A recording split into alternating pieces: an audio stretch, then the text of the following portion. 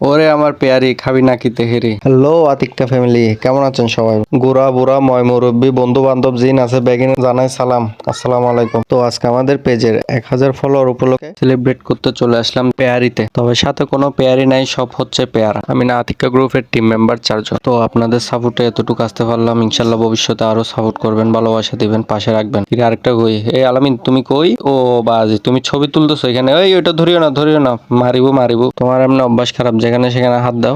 এ হচ্ছে আমাদের টিমের অন্যতম অভিনেতা মোহাম্মদ আলামিন খান ব্যাপারী। তো আমরা সব বেয়ারারা টুকটুক করে আশেপাশে মারে টিল্লা সাইডে ঢুকে গিয়ে রেস্টুরেন্ট না সিনেমা হল, আশেপাশে তো একদিন আলমগীর সাবানা মান্না জসিম জরিনা কাজের বিড়ি থকিনা আরো লেখা আছে মন দিব তো পেয়ারি দেব না। আহা, খেতে খেতে বাংলা ছবি দেখার ফিলিং এক ডিলে দুই ফাঁক। এটা হচ্ছে রাসেল ভাই, আর এটা কেসিনা চেন লাগতেছে। ওমা এটা আয়া না, মাঝে মাঝে বলে যাই, কিছু মনে করেন না আপনারা। ওই পিছন দিয়ে আলামিন খাওয়ার আগে খালি করতে যাইতেছে যাতে একটু বেশি খাইতে পারে। আর যদি হয় পেয়ারির তেহেরি তাহলে আর কোনো কথাই নেই। আলামিন তুমি এসেছো খালি করে? তো আমরা মেনু কার্ড নিয়ে দেখতে থাকলাম কি অর্ডার দিব। ভাবতে ভাবতে 3 জন 4 জনে মিটিং বসলাম। মিটিং এর মধ্যে সব টাকা পয়সার হিসাব শেষ করে তারপর আমরা অর্ডার দিলাম। আমাদের রাসেল ভাই গভীর চিন্তায় মগ্ন, মনে হচ্ছে তার এক্স এর কথা মনে পড়ে গেছে পোস্টারের দিকে তাকায়। রেস্টুরেন্টটা আসলে অনেক সুন্দর, অনেক দৃষ্টিনন্দন। আর আপনারা খেতে খেতে একটা সিনেমা হলের ফিলিংস পাবেন। এই তো আমাদের অনেকক্ষণ ওয়েট করার পর আমাদের 2 মটকা চলে আসছে। এই হাড়ি 2টা হচ্ছে আসলে বিরিয়ানির হাড়ি। আগে হাড়িতে করে খেতাম খেজুরের রস দই, আজকে খাবো বিরিয়ানি। হাড়ি আনার পর চিন্তা করতেছি যে খাবো কিভাবে, প্লেট নাই। তো আমি আমার জায়গাটা খালি করে দিয়েছি, আলামিনকে বলতেছি কিরে আলামিন খাবি কিভাবে, প্লেট কই? তারপর বলতেছে আনবে। কখন আনবে ভাই? তেহেরির পেয়ারে আমি কিছুক্ষণ পরে দেবদাস হয়ে যাবো। কিরে আমাদের রাসেল ভাই কই গেল? বুঝছি রাসেল ভাইও মটকা দেখে খালি করতে গেছে। আমাদের রাসেল টুও মনে মনে ভাবতেছে কিরে কখন খাবো। তো আমাদের প্রাণের তেহেরি রেডি, এখন খাওয়ার পালা। আলামিন সার্ভ করা শুরু করলো। ও সার্ভ করা দেখে আমার জিভে জল চলে আসে। কিরে বেড়া মাংস কই? মাংস দে। ঠিক আছে, বড় 2 খান মাংস দিল আমার প্লেটে। এতে দিতে আছে, আমি চুপ করে আছি। ডাল আমার সবাইকে সার্ভ করা শেষে এখন খাওয়ার পালা।